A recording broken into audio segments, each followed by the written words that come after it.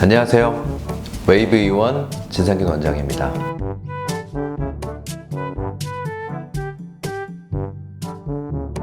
오늘은 이비인후과 전문의가 말하는 코 재수술에 대해서 이야기해 볼게요. 얼굴의 중심인 코 이미지의 변화를 위해 성형수술을 계획하는 경우가 많은데요. 그렇게 개선을 위해 성형수술을 했지만 이런저런 다양한 이유로 다시 수술 계획을 세워야 하는 필연적인 이유가 생깁니다. 크게 나눠본다면 내가 생각했던 만족스러운 결과가 아닌 경우와 성형수술 후 부작용으로 인해 기능적인 불편함을 겪는 이유로 나눠볼 수 있습니다. 오늘은 그 부작용에 대해서 알아볼 텐데요. 흔히 부작용으로 염증으로 인한 구축 발생, 그리고 코 내부가 휘어져서 보형물도 동시에 휘어진 경우가 있습니다. 첫째, 휘어진 경우. 수술 후 휘어지는 이유는 대부분 휜 코에 대한 교정이 충분히 시행되지 않았을 경우입니다. 가장 흔한 경우는 비중격이 휘어진 경우입니다. 코의 가장 중심축인 비중격 연골이 교정이 되지 않으면 휘어진 상태로 융비술, 즉 코를 올리게 된다면은 콧등에서 이를 바로 잡으려고 하더라도 시간이 지나면서 점차적으로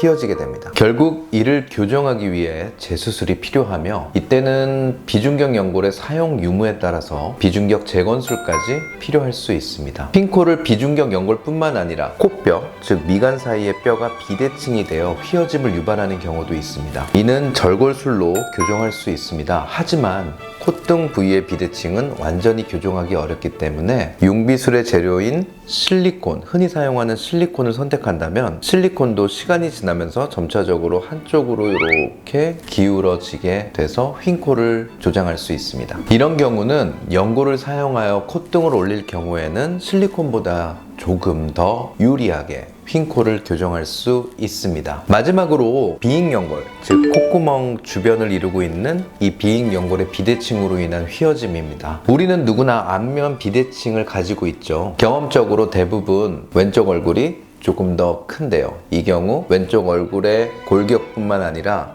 연골 부분도, 즉 비익연골도 오른쪽에 비해서 조금 더 넓거나 크거나 해서 콧구멍이 비대칭이 되거나 혹은 이 비주 부분이 약간 휘어진다는, 즉 그래서 휜 코가 되어지는 경우도 많이 있습니다. 이런 경우에는 비중격 연골의 휘어짐을 교정한 이후에 양쪽 비익 연골의 비대칭을 교정하면서 수술을 진행해야지만 비로소 휜 코의 교정을 올바르게 진행을 하고 좋은 결과를 얻을 수 있습니다. 두 번째, 염증.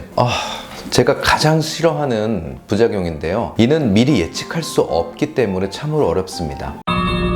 대부분은 이물질 반응으로 인한 염증이므로 가능한 한 이물질 사용을 낮추고 자가 조직의 사용을 늘려서 수술하는 것을 추천드립니다. 또한 첫 수술이니까 실리콘, 미용 위주의 병원에서 기능 수술까지 같이 하는 것 등은 한 번 더 생각을 해볼 필요가 있습니다. 코 수술은 뇌 수술이나 체내 장기 수술 같이 100% 완전히 깨끗한 수술일 수는 없습니다. 우리는 코 수술은 어느 정도 염증, 외부에 노출돼 있다고 전제할 수 있습니다.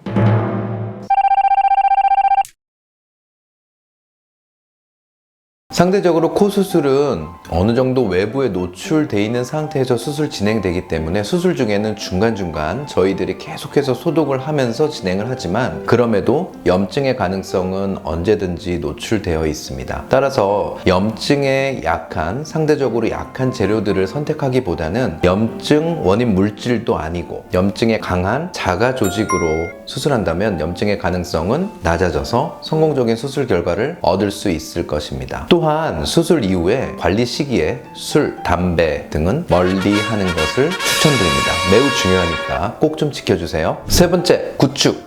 경험적으로 설명드리면 구축의 원인은 대부분 실리콘 주변의 만성적인 염증과 잘못된 비중격의 사용 및 이물질, 재료 등의 사용의 콜라보레이션입니다. 구축 재건 수술을 진행하게 되면은 이전 수술에서 사용하였던 재료들, 이물질도 포함이 되어 있고 실리콘 포함이 되어 있죠. 이러한 재료들을 조심스럽게 제거를 하고 손상된 자가 조직, 대부분 비중격인데요. 자가 조직을 내 자가 연골을 통해서 재건하여 더욱 튼튼하게 만들고 원하는 모양으로 재수술을 진행을 합니다. 특히 피부까지 단단해지는 구축을 수술을 하다 보면 실리콘 주변으로 감싸고 있는 캡슐이 섬유화가 진행되면서 피부에 영향을 주어 단단하게 그리고 짧아지게 만들며 수술 시 이를 최대한 제거를 하고 피부를 반대 방향, 즉 길이 연장하는 쪽으로 펴주는 것이 매우 중요한 수술의 단계입니다. 따라서 구축코에서 실리콘을 다시 사용하여서 코 수술을 하는 것은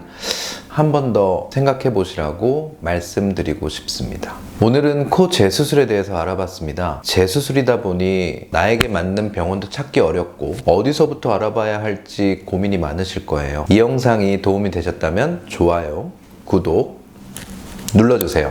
감사합니다.